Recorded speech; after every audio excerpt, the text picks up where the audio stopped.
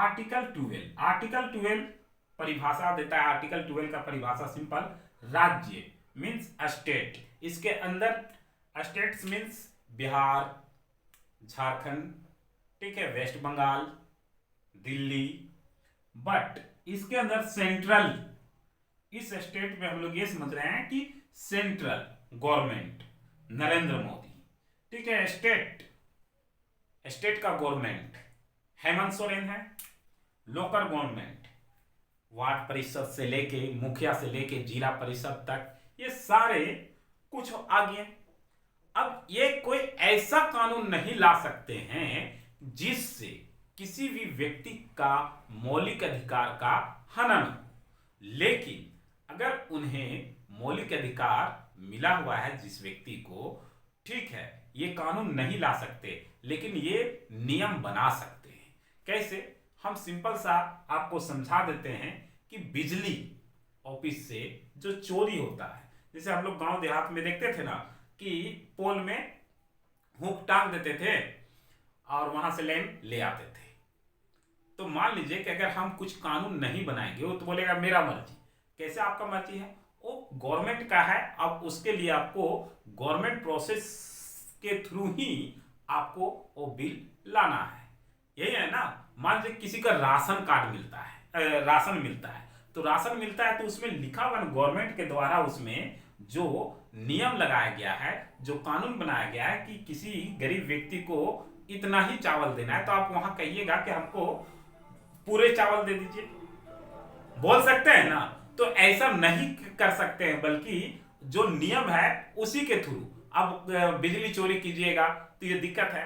अभी तो क्या हो गया है अब प्रेजेंट टाइम में कि अब तो भैया आप रिचार्ज कराइएगा तभी आपके घर में बिजली पहुंचने वाला है, क्योंकि पब्लिक भी बड़ा इंटेलिजेंट होते हैं।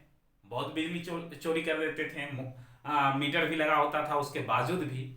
तो आजकल साइंस काफी ज्यादा टेक्नोलॉजी डेवलप कर रहा है, तो जिसके थ्रू क्या है कि अब आपके घर में एक ऐसा मीटर बिठाया जाएगा जिसको आप रिचार्ज कीजिएगा। वो महीने भर का रिचार्ज कीजिए या 15 दिन का रिचार्ज कीजिए, जस्ट मोबाइल रिचार्ज जैसे करते उसी टाइप में, और जितना दिन का कीजिएगा उतना दिन आपका बिजली चलेगा।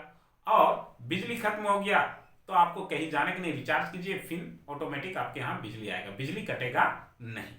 ठीक है, तो ये कुछ नियम दिया हुआ। तो सिंपल भाषा में आप समझ लिए कि आर्टिकल 12 आपसे क्या कहना चाहता है। तो आर्टिकल 12 आपसे यही कहना चाहता है कि आर्टिकल 12 राज्य यानी स्टेट के अंदर सेंट्रल गवर्नमेंट, स्टेट गवर्नमेंट और लोकल गवर्नमेंट, ये सारे गवर्नमेंट कानून ला सकते हैं, लेकिन मौलिक अधिकार को ये हनन नहीं कर सकते हैं। कानून आएगा लेकिन उसमें आपका मौलिक अधिकार का हनन नहीं होगा। ऐसे कानून ये पारित करेंगे। ठीक है, अब हम लोग आगे आर्टिकल 13 डिस्कस करते हैं। आर्टिकल 13 क्या बोलता है कि मूल अधिकारों से असंगत तथा उनका अल्पीकरण। क्या है मूल अधिकार? आपको मूल अधिकार दिया गया है, ठीक है, आपको उदाहरण से समझा रहे। मूल अधिकार दिया गया है कि आप किसी से भी बात कर सकते हैं, कहीं भी आप भाषण दे सकते हैं। इसका यह अर्थ तो नहीं है कि कहीं भी किसी को जाके गाली दे दीजिए, ठीक है। आपको बोलने की आजादी है, लेकिन आप किसी दूसरे की आजादी को छीन तो नहीं सकते हैं। आपको बोलने का अधिकार दिया गया है, इसका यह अर्थ नहीं है कि आप किसी भी व्यक्ति को जाके गाली दे दीजिए। आपको घूमने का अधिकार दिया गया है कि आप इंडिया के किसी भी भाग में, किसी भी कोने में जाके घूम सकते हैं, ठीक है। तो इसका यह अर्थ तो नहीं है कि घूमते घूमते आप किसी के पर्सनल घर में जाके घुस जाइए, आप पूछिए कि आप क्या कर रहे हैं, उसके बाद उससे बहस कीजिए। ये तो इंडियन कॉन्स्टिट्यूशन मौलिक अधिकार है कि हम कहीं भी घूम सकते हैं, इसीलिए क्या किसी के घर में जाके घुस जाइएगा? घुस नहीं जाइएगा। तो ये है, अगर आपको घूमने की आजादी है तो इसका यह अर्थ नहीं है कि किसी के घर में बिना बताए, बिना पूछे आप चली जाइए, ठीक है।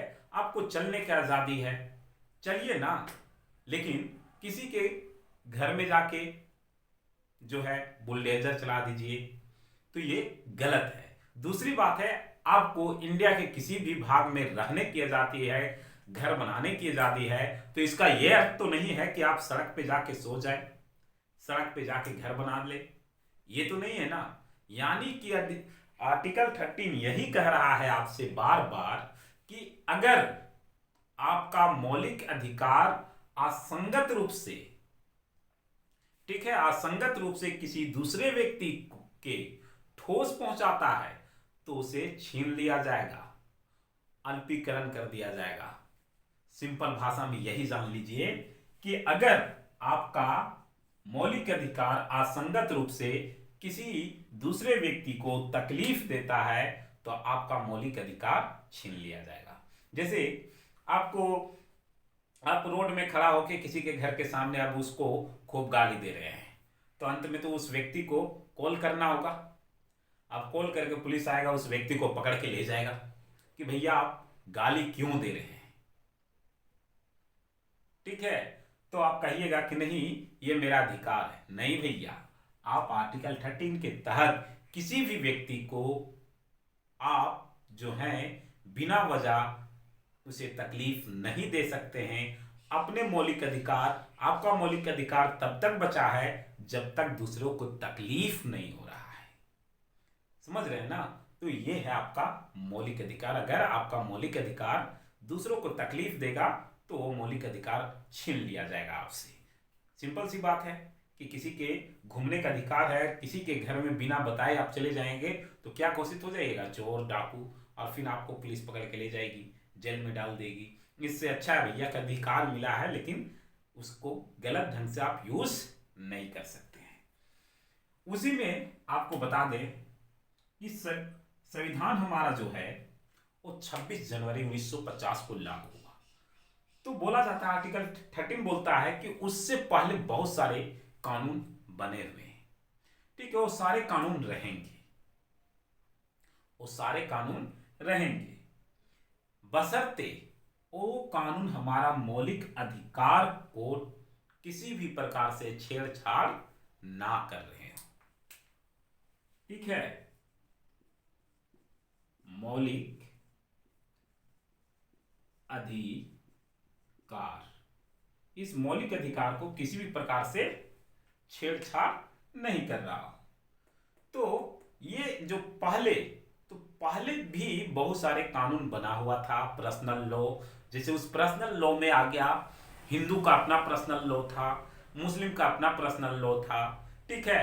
अब उसी हिंदू के पर्सनल लॉ में एक लॉ था, एक्ट था कि जितने भी दलित बच्चे हैं या अछूत बच्चे हैं, ठीक है, जो नीची जाति के लोग हैं, वो क्या है, विद्यालय में उन्हें शिक्षा दिया जाएगा लेकिन उन्हें विद्यालय से बाहर बैठकर पढ़ना होगा, ठीक है। तो ये तो मौलिक अधिकार छीन रहा है भैया। मौलिक अधिकार बोलता है कि मैं भी सबके साथ जो है वो बैठकर पढ़ सकता हूं, मैं भी, ये मेरा अधिकार है कि मैं शिक्षा ग्रहण कर सकता हूं, अच्छा शिक्षा। तो ये उसका अधिकार को हनन कर रहा है। तो वैसे नियम को क्या करेगा, ये प्रेजेंट का संविधान उसको खत्म कर देगा, जीरो कर देगा, उस भाग को ही उड़ा देगा जो भाग उसे तकलीफ दे रहा है। जैसे कि अगर किसी व्यक्ति को हाथों में कैंसर या शरीर के किसी अंग में कैंसर हो जाता है और शरीर को काफी तकलीफ देता है तो उस भाग को डॉक्टर काट के निकाल देते हैं। ठीक उसी प्रकार अगर कोई ऐसा कानून पहले से चल रहा हो जो मौलिक अधिकार का हनन करता हो तो उस भाग को जो है वहां से निकाल दिया जाएगा, उसको हटा दिया जाएगा, जीरो कर दिया जाएगा। समझ रहे हैं ना, उसका वैल्यू नहीं होगा। इसी में एक और आपको बतला देते हैं कि ये तो था कि मतलब पढ़ने के लिए।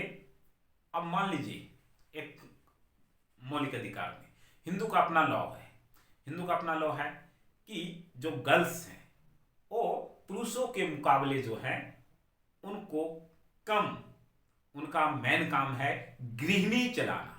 मैं गृहिणी हूं, गृहिणी, ठीक है, यानी कि गृहिणी यानी कि घर का कार्य काम को देखना। कल को पढ़ना अगर चाहती है और उसे रोका जाता है ठीक है, ये पहले था बट अब नहीं है। तो कहने का मतलब है कि ऐसा कोई भी लॉ होगा पहले का, किसी भी रिलीजन में, चाहे वो हिंदू मुस्लिम सिख, किसी भी रिलीजन में हो, और वो अगर मौलिक अधिकार का हनन करता हो तो उस नियम को हटा दिया जाएगा। जैसे प्रेजेंट में जो है वो तलाक, जो 3 तरह का तलाक होते हैं, एक सिंपल सा तलाक होता है कि उसमें तलाक 3 बार अगर कोई पुरुष जो है अपनी वाइफ को बोल दिया और उसे जबरदस्ती घर से निकाल दिया, तो फिर उस व्यक्ति का, उस लड़की का जीवन क्या हो जाएगा, खराब हो जाएगा। तो कानून को हटा दिया गया, तलाक नहीं हटा है। ठीक है, तलाक जो आपका पर्सनल लॉ है उस पर मैं छेड़छाड़ नहीं कर रहा हूं, लेकिन जो मौलिक अधिकार का हनन कर रहा है उस भाग को मैं उड़ा रहा हूं। अभी मैंने बताया था कि अगर किसी भी प्रकार से आपका मौलिक अधिकार का हनन होता है तो उस भाग को क्या कर देना है, निकाल के फेंक देना है, उसका वैल्यू 0 कर देना है। दैट्स मीन्स, ये तो आपको समझ में आया है। फिर इसी में बोलता है कि पहले और बाद में भी, फ्यूचर में भी, भविष्य में भी सरकार जो है कोई ऐसा लॉ नहीं लाएगा जिससे हमारा मौलिक अधिकार का हनन हो। सिंपल भाषा में आप समझ गए होंगे कि ना पहले कोई अगर ऐसा कानून बना है जिसके अंदर मेरा मौलिक अधिकार आ गया हो तो उस कानून को हटाएंगे, ना कि मौलिक अधिकार को हटाएंगे। समझ रहे हैं ना। और फ्यूचर में भी कोई ऐसा कानून नहीं ला सकता है जिससे मेरा मौलिक अधिकार का हनन हो, खत्म हो। तो ये है भारत का संविधान। आप सोच सकते हैं कि इस संविधान को बनाने वाले ने कितना बेहतरीन ढंग से बनाया है कि आपका इस मौलिक अधिकार को किस प्रकार बचाया जाए। एक व्यक्ति को अभिव्यक्त है जीवन जीने के लिए जो मौलिक अधिकार दिया गया है उसकी रक्षा भी स्वयं संविधान बना के किए हैं। संविधान बनाने वालों ने आपको दे के किए हैं। कल के डेट में कोई नेता जीत जाए, ठीक है, और वो कोई कानून बना दे कि अब जो है से केवल हमें वोट देगा वही व्यक्ति जो हमारे किसी भी छोटी राजनीति पार्टियों को वोट ना देकर केवल वो हमें वोट देगा, तो उसका आजादी छीन रहा है। वो स्वतंत्र नहीं है कि उसको फोर्स किया जा रहा है केवल तुम मुझे वोट डालो।